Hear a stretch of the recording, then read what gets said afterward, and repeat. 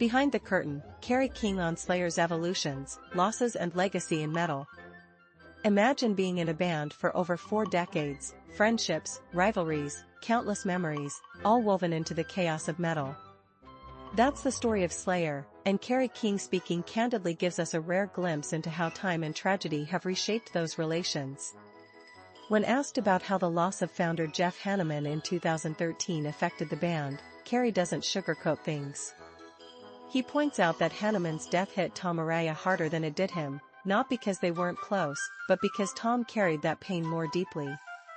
Jeff's passing was devastating, especially for Tom, and it sparked questions about whether Slayer was ready to retire early.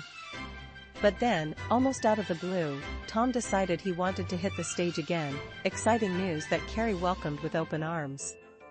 So, despite the cracks, Slayer staged a reunion last year, getting back into rehearsals and playing shows at Riot Fest and Aftershock Festival.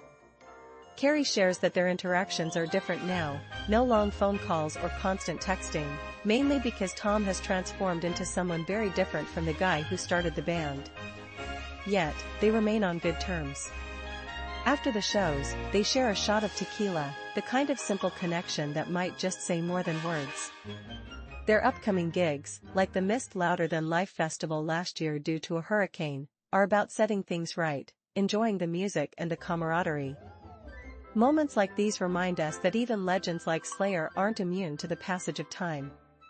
Kerry also dives into the tough realities. Jeff Hanneman battled flesh-eating disease after a spider bite, suffering through surgeries and rehab before passing away from liver cirrhosis in 2013, leaving behind a legacy of classic tracks like Angel of Death and South of Heaven.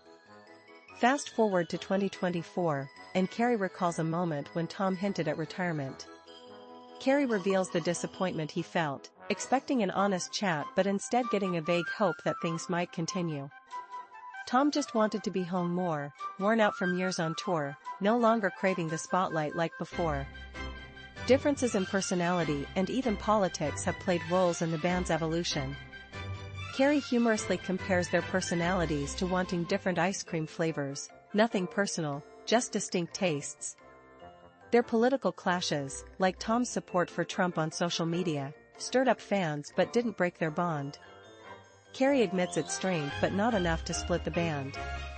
Since Slayer's farewell in 2019, there's been no contact, no texts, no calls, except for maybe responding if Tom reached out for some reason. Through it all, it's clear, their story is parts friendship, parts rivalry, but always driven by the music that made Slayer legendary.